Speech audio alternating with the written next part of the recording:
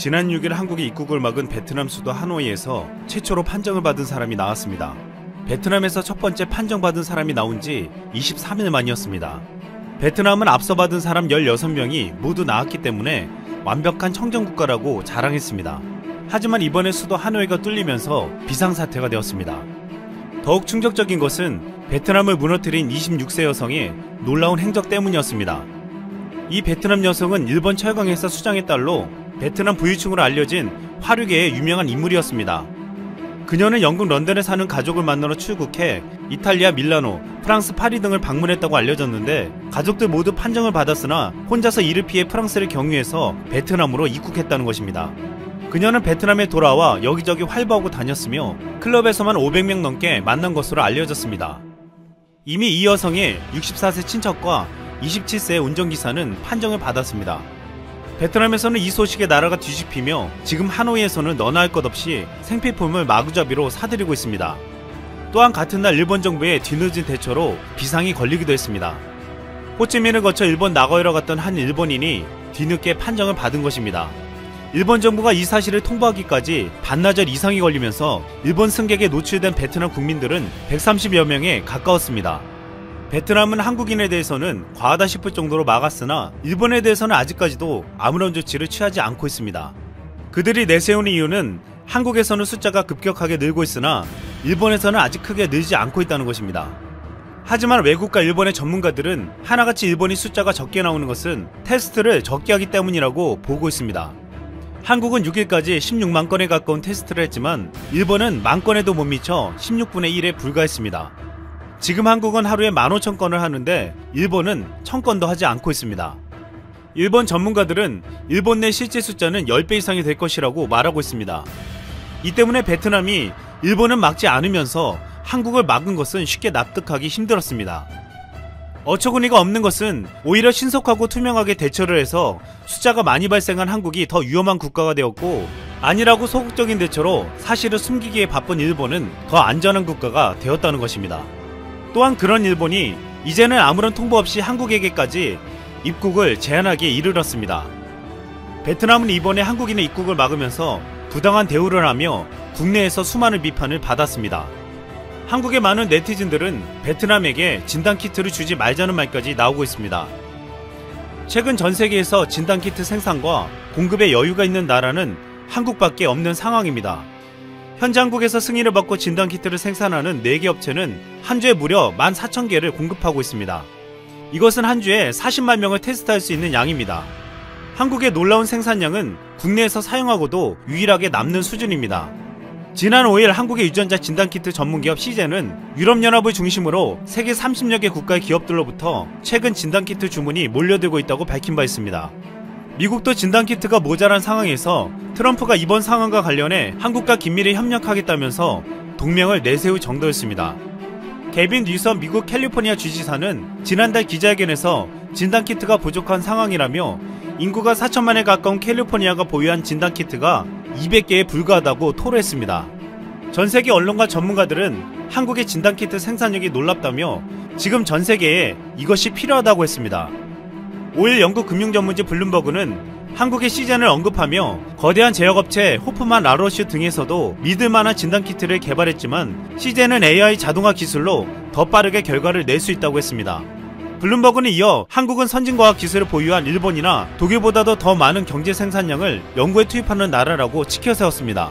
프랑스 BFM TV 방송에서도 시젠의 진단키트가 소개되면서 현재 유럽과 세계 각국으로부터 한국의 진단키트 요청이 쇄도하고 있다고 보도했습니다. 미국 ABC 뉴스는 지난달 27일 국제보건 전문가들은 한국이 가진 진단 역량의 빠르기와 범위를 따라갈 국가가 아직 없다고 보도했습니다. 또한 WHO보다 한국에서 말하는 통계가 넓은 범위에서 테스트해왔기에 더 정확한 신뢰성이 있다고 했습니다. 많은 전문가들은 이제 미국과 일본도 한국처럼 하면 숫자가 엄청나게 늘 것이라고 보고 있습니다. 지금 전세계 상황을 보면 아무리 막아도 퍼져나가는 것을 막는 것은 쉽지 않아 보이고 있습니다. 청정국이라 했던 베트남도 지금 뚫리자 전국민이 두려움에 떨고 있습니다. 인구 1억 명의 베트남은 앞으로 숫자가 급격히 늘어 진단키트가 부족할 가능성도 제기되고 있습니다. 그때 되면 전세계 30여 개국처럼 한국의 진단키트를 달라고 부탁할지도 모르겠습니다.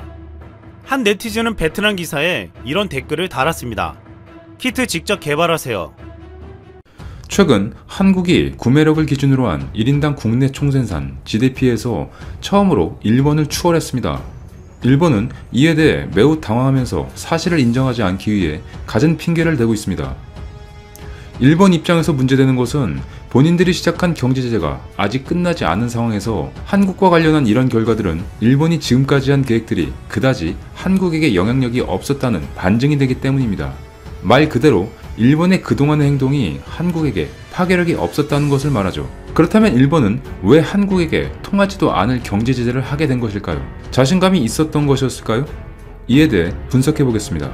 일본의 한국에 대한 경제제재의 자신감은 22년 전 한국에서 있었던 IMF 사태로 거슬러 올라갑니다. 한국은 IMF라는 사태를 슬기롭게 극복했지만 당시는 전 국민이 고생을 하고 치욕을 맛보게 됩니다. 그런데 1997년 외환위기 때 IMF 행위라는 굴욕을 겪게 한 결정타가 일본의 단기 외채 회수였다는 자료가 나오고 있습니다. 당시 한국 경제에 거대한 자금을 빌려주고 있었던 일본이 한국의 상황에 고려 없이 한 번에 자금을 빼서 본국으로 돌아간 것입니다. 한국 경제가 금융위기로 치닫던 1997년 11월 말 한국에서 가장 먼저 빠져나간 자금은 일본 엔화 차관이었던 것이죠. 바로 옆에 이웃 국가의 힘든 상황이 다가오는데 전혀 관계없는 듯이 오히려 세기를 박는 행동을 보인 것입니다. 일본의 이런 행동은 다른 국가들에게도 영향을 줘서 뉴욕, 런던, 홍콩의 금융시장도 놀라서 앞다퉈 한국에서 돈을 빼갔던 것입니다. 1997년 7월부터 그해 12월 말까지 아시아를 빠져나간 자금은 1000억 달러나 됐고 한국을 빠져나간 자금은 이에 절반인 500억 달러나 됐던 것입니다. 당시 국제금융계획 분석에 따르면 그해 10월 말에서 11월 초에 집중된 것으로 보인다고 했습니다. 결국 한국은 눈물을 머금고 IMF의 문을 두드리게 되고 그들의 영향에 놓이게 됩니다. 일본 자금이 빠져나간 후 한국 경제는 급속히 무너졌고 마침내 미국이 주도하는 IMF 구조를 요청하게 된 것입니다. 옆 나라가 위기에 빠져 있었는데 그냥 어찌되든 본인만 살면 된다는 것이었죠. 본인들의 행동으로 한국이 최악의 결과를 받아들일 수 있다는 것을 충분히 예측할 수 있었을 텐데 말입니다. 문제는 이러한 일련의 사실들이 일본에 의해 의도적으로 계획되었다는 겁니다. 1995년 11월 14일 김영삼 대통령은 이런 말을 합니다. 일본 정치인들의 망언이 계속되고 있다. 버르장머리를 고치겠다고 했던 것이죠. 당시 일본은 경악했다고 합니다. 대통령 외교 비서관으로 있었던 유 전 장관은 이 발언이 IMF행을 불렀다고 언급했죠. 일본은 이에 대해 이를 갈고 있다가 경제 보복을 했던 것입니다. 일본은 한국에서 한 번에 돈을 이동시켜 한국 경제에 치명상을 가할 생각이었던 것입니다. 당시 일본계 은행들은 지리적으로 가까운 한국에 가장 많은 대출을 해줬었는데 1997년 한국이 일본에서 빌린 돈은 전체의 32%나 되었던 것입니다. 한국은 일본의 이런 행동을 막을 여력이 없었기에 경제부총리를 일본에 보내 단기 외채 만기를 연장해달라고 요청했습니다. 하지만 일본은 거절은커녕 만나주지도 않았습니다. 그러더니 결국 전화로 우리에게 자금 지원을 지원하는 조건으로 제시한 것이 있었습니다. 바로 독도 영유권을 달라고 한 것이죠.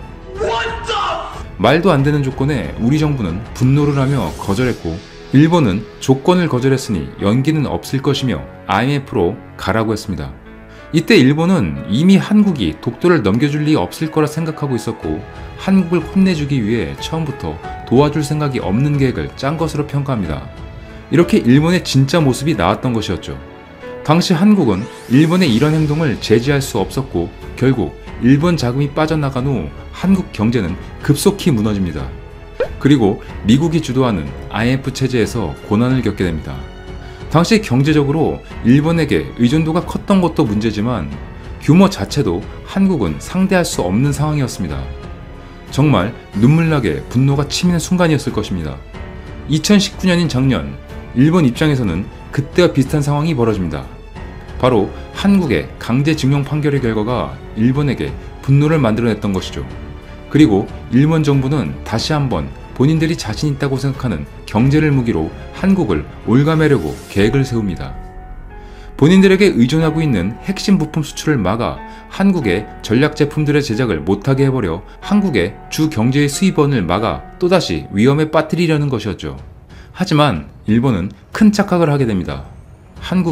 우리의 한국이 과거의 그 약한 한국이 아니었던 것입니다. 현재의 한국은 강력한 경제력을 가지고 있는 상태인 것이었죠. 그만큼 튼튼한 경쟁력을 만들어 왔던 것입니다. 오히려 한국 기업에게 부품을 대던 일본 기업들이 고스란히 피해를 보고 그들이 일본 정부에 대해 비판을 하게 된 것입니다. 더불어 한국인들의 불매운동에 불을 지펴서 단합된 모습을 세상에 보여주게 해주는 역할을 하게 해주죠. 이제 일본의 마음대로 할 수 있는 한국이 아닌 것입니다. 오히려 일본의 경제성장은 비관적인 전망이 많은 상황이며 한국에게 추월당하는 상황도 펼쳐지고 있습니다. 이번에 경제협력개발기구 OECD에서 발표된 구매력을 기준으로 한 1인당 국내 총생산에서 한국은 42,136달러, 일본은 41,502달러로 한국이 일본을 앞서는 상황이 된 것입니다. 구매력 기준 GDP의 한일 간 격차는 2017년 1인당 174달러에서 2018년 634달러로 시간이 갈수록 더 벌어지고 있는 것입니다. 한국은 일본을 제치고 아시아 1위를 차지했습니다. OECD 통계에 따르면 한국은 2017년 일찌감치 PPP 기준 1인당 GDP에서 일본을 앞섰습니다. 높은 물가, 오랜 경기 부진, 심각한 고령화 등으로 일본의 실질 소득이 한국에 뒤처지기 시작했다는 겁니다. 지난해 8월 국제통화기금 IMF는 PPP 기준 1인당 GDP에서 한국은 2023년쯤 일본을 추월할 것이라고 전망했었죠. 하지만 이런 관측보다 훨씬 앞서 한국은 일본을 넘어선 겁니다. 통계가 시작된 1980년만 해도 5,084달러로 일본과의 격차는 4배 이상이었습니다. 하지만 한국은 이후 차츰 간격을 좁혀왔으며 2023년에 한국이 일본을 넘어선다는 전망을 앞당겨버린 것입니다. 일본은 과거 세계 2위라는 영광에 사로잡혀서 계속 추락하고 있습니다. 그런 현실을 제대로 인지하지 못하고 능력도 안 되면서 한국에게 경제 제재를 한 것입니다. 아직도 한국이 자신들의 밑이라고 생각했으니 이렇게 행동한 것이겠죠. IMF를 슬기롭게 극복한 한국은 일본에게만큼은 지지 않기 위해 조용히 준비해왔습니다. 일본은 자신의 섬에서 그들만의 잔치에 빠져있을 때 한국은 글로벌 시각으로 세계의 흐름을 읽고 이에 맞춰서 성장해 갔습니다. 상상하기도 힘든 1경 2천조가 되는 세계 1위 국가부채를 짊어진 일본의 경제는 언제 무너져도 이상하지 않은 상황입니다. 그리고 이 무게를 끌고 가기에는 한국의 발전 속도를 따라가기 힘들 것이라는 목소리가 점점 나오고 있습니다. 이렇게 한국의 일본에 대한 GDP 역전 소식에 일본인들은 당황함과 더불어 인정을 못하는 분위기가 많았습니다. 다른 분야도 아니고 경제 분야만큼은 일본의 자존심인데 이 분야에서 한국에게 아시아 1등을 내준 것에 믿지 못하는 분위기였습니다. 실제적인 일본의 온도를 확인하기 위해 이에 대해 알아보겠습니다. 굉장하구나. 아시아 제1의 선진국이다. 이젠 뒤처진 일본계 은행에 도움을 요청하지 말아라. 생산력과 수출이 감소하는데 구매력이 증가하니 가계 채무가 증가하고 있다는 것이다. 추월했군요. 일본은 그다지 신경 안 쓰지만 그쪽에서 좋아한다면 축하한다는 말밖에 할 말이 없군요. 잘 되었군. 아무래도 좋으니 일본에 관계되지 말기를. 그런 일로 일본이 추월당한다 해도 아무런 영향이 없다. 그보다 자국의 경제 붕괴가 일본보다 빨리 진행되고 있음을 걱정해라. 한국에서 빚이 점점 늘어나 위험하다는 보도가 있었던 것으로 기억하는데 이 결과는 이상하다. 냉정하게 생각하면 알겠지만 튼튼한 수출도 안 되고 원화 가치도 급락, 주가도 급락하는 한국에서 왜 구매력이 일본을 앞지르는가? 일본인 월급이 수십 년간 바뀌지 않는 현실을 누구도 이상해하지 않는다. 온 나라가 경차뿐, 일할 의욕도 떨어지고 아무것도 살 수 없다. 한국의 가계 부채도 역시 최고를 경신하고 있는데 둘 다 최고구나. 너희 나라가 잘 산다는데 귀국 안 하는 건가? 중국 경제와 한국 경제는 조만간에 무너진다고 했었는데 이런 상황이면 올림픽이 끝나면 일본 경제가 붕괴하겠다.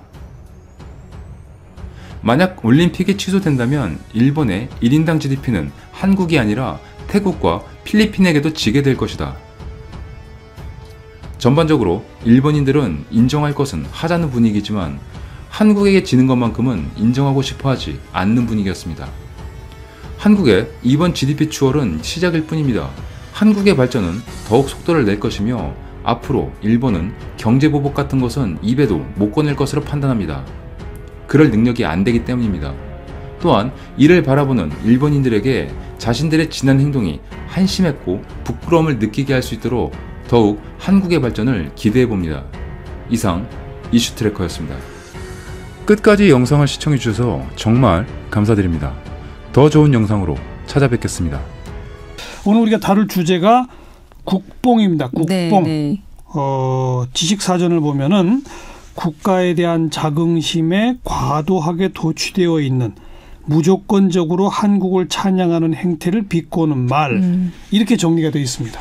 그렇더라고요. 그러니까 이 표현이 그냥 국뽕에다 멈추는 게 아니라 국뽕 맞았다라는 그러니까요. 표현까지 가게 되는 게 국가 플러스 히로뽕. 맞아요. 원래 필로폰의 사실은 좀 외색적인 표현이죠. 예, 히로뽕이라고 워낙 영어나 이런 데서 많이 쓰이긴 합니다만 국가에 대한 자긍심을 이렇게 마약처럼 맞아서 거기에 취한 상태까지 사실은 표현하는 것 같아요. 단순히 맞는다가 아니라 네. 뭐 한국 혹은 뭐 메이드 인 코리아 내지는 한국에서 태어난 유명인들의 우리가 전부 다 거기에 정체성을 몰입해서 그게 마치 나인 것처럼 너무 과하게 한국의 자긍심을 높일 때 이런 말들이 긍정적으로 쓰이는 게 아니라 조금은 비아냥거리는 그렇죠. 말투로 쓰이고 있는 게 국뽕이죠. 네. 네.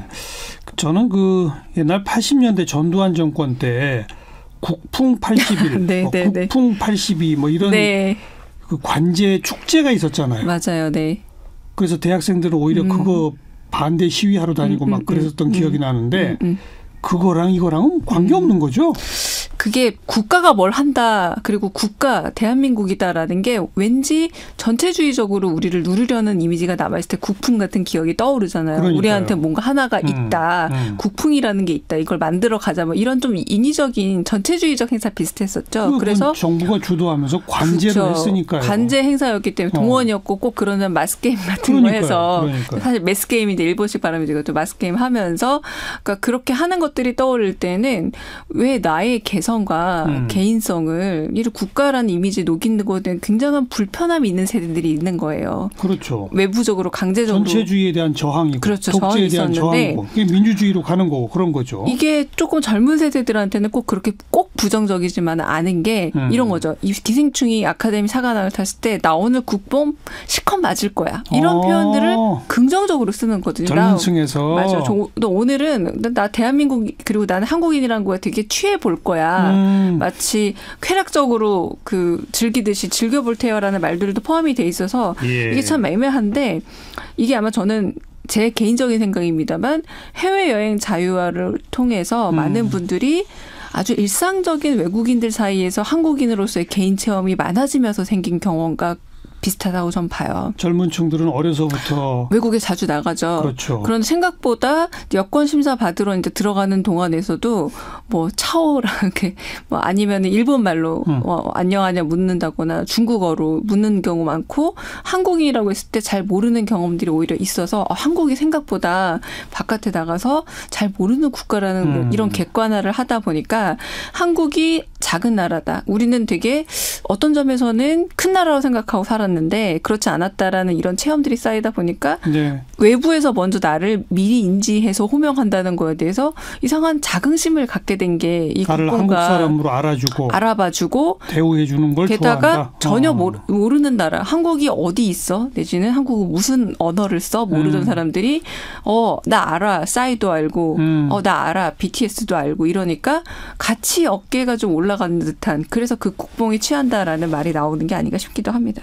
그 지금 싸이 BTS 얘기했잖아요. 그런 식으로 뭐 손흥민, 뭐 Do you know 손흥민 네. 이렇게 하면 그게 일종의 국뽕 테스트 무슨 사진이라고 인터넷에 돌다니면서요. 맞아요. 네네네네. 그러니까 너 나 알아. 그러니까 내 이름을 얘기해서 얘는 당연히 알 수 없잖아요. 그런데 Do you know Korea보다는 누구 알아? 그 나라 사람하고 나 같은 사람이야라고 바로 이제 넘어가게 되는 그런 연상 효과에서 재미를 본다는 건데 저는 사실 한편으로는 이게 한동안 뭐가 통했냐면 그 삼성 TV가 세계적으로 되게 많았을 때 사람들이 굉장히 환호했고 저는 1차적인 국뽕 시기가 이게 삼성 핸드폰 같은 것들이 점유율이 높아지면서 뭐 말하자면 애플과 함께 어깨를 견주고 와 미국의 기업하고 거의 견져 그리고 어느 순간 우리가 80년대 국풍 시절에는 소니 전자기기가 거의 최고인 줄 알다가 그런 걸 넘어서면서부터 우리나라가 굉장히 기술적으로 발전했는데 여전히 인지도가 낮다고 생각했는데 이렇게 각계 분야 그래서 잘 보시면 김연아 선수 같은 경우도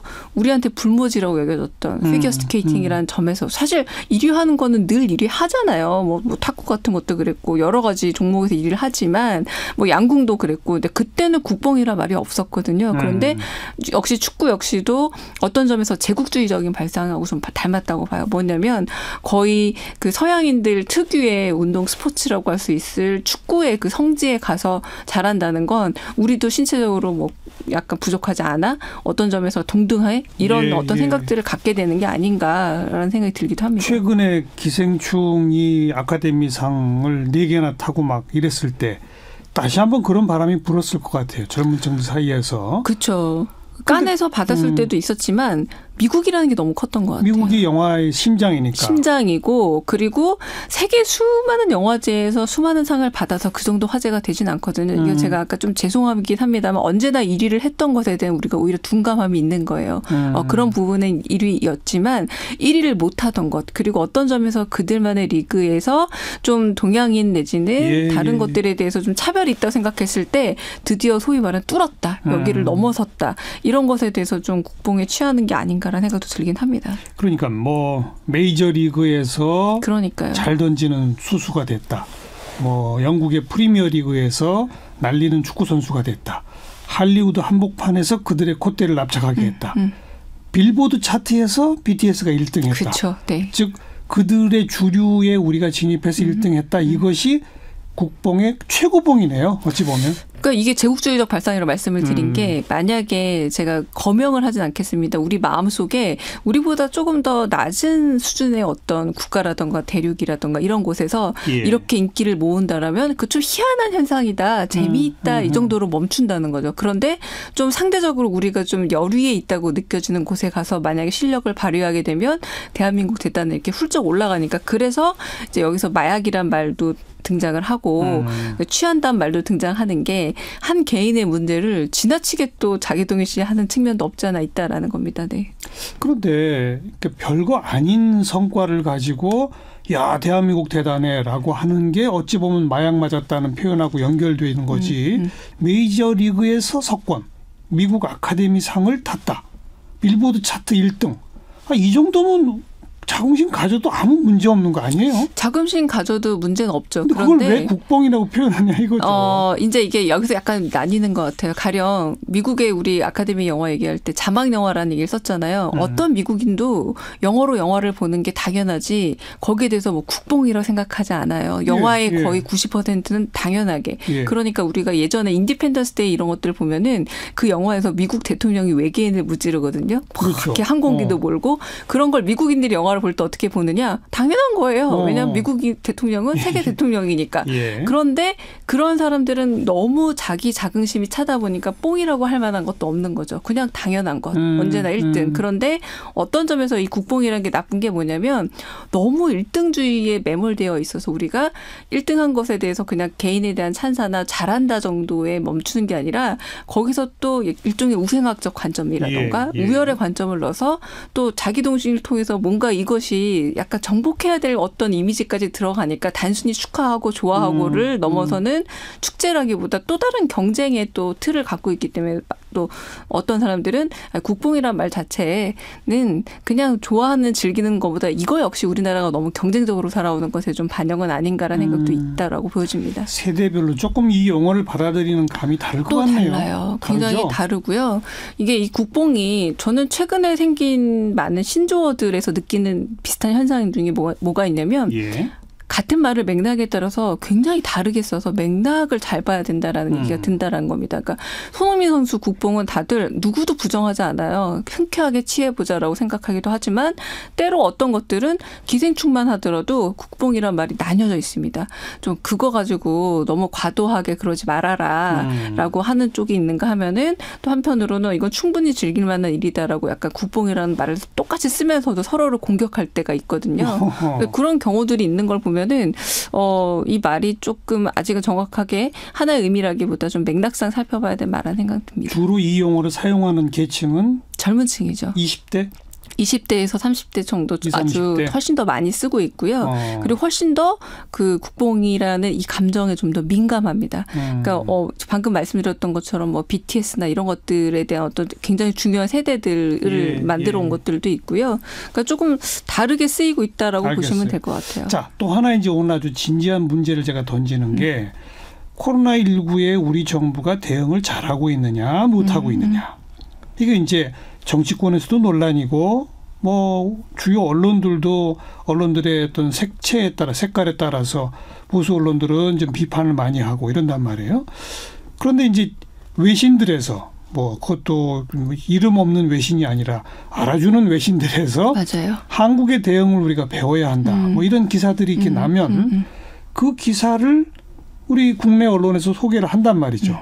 그럼 국내 언론에 외신에서 이렇게 한국을 칭찬했다라는 기사를 보도하는 행위 자체에 대해서 어떻게 봐요? 이걸 또 국뽕이라고 보는 사람들이 있습니다. 있더라고요. 네, 그러니까 이게 아까 말씀드린 국뽕이란 말이 너무 다르게 쓰이고 있다라는 얘기 중에 하나인데 어떤 점에서 우리는 재난이잖아요. 재난 상황이다 보니 우리 스스로에 대해 이제 평가를 내리기 되게 급급해요. 왜냐하면 좀 더 사후적으로 지나봐야 잘했는지 못했는지 좀 드러날 수 있을 텐데 많은 언론에서 조금 부정적인 얘기들을 많이 하다 보니까 가장 중요한 문제는 요즘에 CNN이든 뭐 워싱턴 포스트든 뉴욕타임즈든 웹사이트에만 들어가면 누구나 다 뉴스를 볼 수 있는 시절이다 보니까 생각보다 언론사에서 해외 뉴스를 가져온 것보다는 일반 네티즌들이 해외 뉴스를 봤더니 오히려 한국은 이런 걸 잘한다더라라고 옮겨놓는 경우가 많았던 겁니다. 서로 퍼날르기 하고. 포스팅을 한 거죠. 개인적으로. 그러다 보니 그것을 우리나라에서 부정적으로 지금 현재 방역당국의 어떤 여러 가지 방역 정책들을 부정적으로 얘기하는 사람에게 이걸 증거로 제시하게 되면 또 국뽕이네라고 이런 식의 반격의 논리로 또 쓰고 있다라는 거죠. 그러니까 그럼 이게 딱 정치 성향에 따라서 갈리는 거네요. 완전히 날리는 거예요. 그러니까 왜냐하면 이쪽에서는 우리나라 언론 지형이 너무 편향돼 있는 것 같으니까 난 좀 균형을 잡기 위해서 해외 언론을 가져와 본 거야라고 얘기를 하고 있고 반대쪽에서는 외국에서 우리가 인정하고 있는 아까 똑같은 거예요. 뭐 워싱턴 포스트니 이렇게 우리가 인정할 수 있는 객관적 지표만 가져다 놓으면 무조건 다 그게 정답이냐? 역시 이를테면 프리미어 리그 나가면 다 잘하는 거고 이런 것처럼 또 국뽕이라는 걸 또 부정적으로 쓰기도 한다라는 거라서 전 여기서 왜 국뽕이 나오는지는 잘은 모르겠다는 생각이 들거든요. 그냥 단순화시켜 보면 정부 여당 문재인 정부를 싫어하는 사람들은 외신이 한국 정부 칭찬한 걸 국뽕이라고 보는 맞아요. 거고 네. 문재인 정부를 좋아하는 사람들은 외신이 한국 정부 칭찬한 걸 가져오다가 우리 언론이 문제가 너무 있다. 편향적이다. 이렇게 말하는 있는 거고. 거죠. 이거 완전 그냥 정치적 담론인데요. 우리 불매운동 다룰 때에도 20대 혹은 젊은 층에 굉장히 주도해서 어떤 일본 상품 불매운동을 하자고 했을 한일 갈등 심할 때. 맞습니다. 네. 그때 20대가 주도했습니다만 그 역시도 또 그것도 국뽕이다라고 비판하는 같은 세대들이 있었다라는 거예요. 불매운동을 국뽕이라고 비판한다. 그렇죠. 네, 그렇게 과도한 민족주의라고 본다. 그렇죠. 그래서 그런 이 말이 약간 조금 너무 좀 경강부회식으로 이때 저때 좀 쓰이고 있긴 해서 지금은 거의 공격적인 용어로 많이 쓰이고 있다라고 보여져요. 네. 네. 저는 그냥 개인적으로 국뽕이란 용어 자체가 너무 남발된다는 느낌이 들어요. 맞아요. 네. 아주 옛날 제가 일부러 80년대 초에 국풍 얘기를 처음에 꺼냈던 이유가 어떤 정부가 내지는 특정 정치 세력이 자신들의 목표를 위해서 관제 형식으로 만들어내는 민족주의. 맞아요. 이런 건 저는 국뽕이라고 비판해도 된다고 봅니다. 그러나 개개인이 국가와 사회에 속한 개개인이 자기 스스로의 국가관, 민족주의에 대한 인식 이건 좀 다를 수 있거든요. 다양하게 나타날 수 있거든요. 근데 그걸 서로 조금 그 판단이 다르다고 감각이 다르다고 저건 국뽕이야? 저건 국뽕 아니야? 전 이건 아니라고 생각해요. 맞아요. 그래서 사실 영화계는 대부분 좀 개인주의적 성향들이 많기 때문에 네. 한동안 또 이 국뽕 영화가 논란이 된 적이 있었어요. 그러니까 뭐 인천상륙작전 이런 영화들이 과도하게 어떤 전쟁에 관한 것들 그런 것들에서 국제시장 같은 맞아요. 영화. 그런 것들이 어떤 점에서 우리의 정서 그러니까 그걸 국뽕 영화라고 부른다. 왜 그랬냐면 70, 80년대 방금 말씀하신 것처럼 민족성 혹은 우리는 꼭 경제적인 발전을 이뤄서 하나가 돼야 된다. 이런 국가주의와 이런 것들을 환기시키는 것 자체가 국뽕이라. 이땐 또 국뽕이란 말이 다르게 쓰이는 거죠. 아니 근데 그런 영화를 재밌게 볼 수도 있잖아요. 눈물 흘려가면서. 그렇죠. 근데 또 그때도 이제 재밌게 보시는 분들과 아닌 분들이 또 세대로 굉장히 근데 나뉘었었죠. 그걸 서로 비난하지 말자 이거예요, 저는. 네. 국뽕이라는 용어는 서로 그걸 자기 입맛에 맞게 비난하는 용도로 쓰는 표현이라서 남발하지 말자는 거예요. 국뽕이란 말 자체가 굉장히 독성이 강하잖아요. 여기 이제 마약이라는 말 자체도 들어가 있고 불법성과 중독성이 모두 들어가 있는 말이다 보니까 이제 아까 말씀드린 거긴 하지만 이렇게 최근에 유행하는 어떤 용어들을 보자면 이렇게 좀 독성이 강한 건 맞습니다. 네. 마무리하기 전에 우리 청취자분들한테 아주 재밌는 옛날 제 경험 얘기 하나 해드릴게요. 네네. 중학교 때인가 아마 그럴 거예요. 그때는 학생들을 극장에 데려가서 단체 관람 영화를 또 단체 관람을 시킨 적이 있어요. 네. 근데 그때 단체 관람을 시키는 영화는 예를 들자면 뭐 6.25 전쟁 때 뭐 우리 육군이 뭐 장렬하게 어떻게 그 전투를 잘하고 뭐 이런 영화란 말이에요. 근데 한마디로 그 젊은 중학생 청소년들이 보기에도 너무 재미가 없어요. 그래서 강제로 극장에 끌려가서 영화를 보다가 우리 육군이 진격하는 게 아니라 북한 괴뢰군이 막 진격하는 장면이 나오잖아요. 네네. 그럼 중학생들이 박수를 치는 거예요. 거꾸로. 극장이 떠나가게 박수를 네. 치면서 서로 깔깔깔 웃어요. 네네네. 바로 이런 게 네. 쓸데없는 국뽕을 중학생들한테 주입하려고 하면 네. 이런 부작용과 거부 반응이 나올 수밖에 없다. 네. 이런 정도로 제한해서 쓰는 게 좋을 것 같아요. 맞습니다. 네. 우리 강 교수님은 국뽕하면 한마디로 뭐라고 그럴래요? 국뽕이란 여전히 벗어나지 못한 상대주의이다. 네. 사실 조금은 우월 관계에 여전히 너무 매몰돼 있다라는 생각이 있었습니다. 네. 일등주의, 상대주의, 네.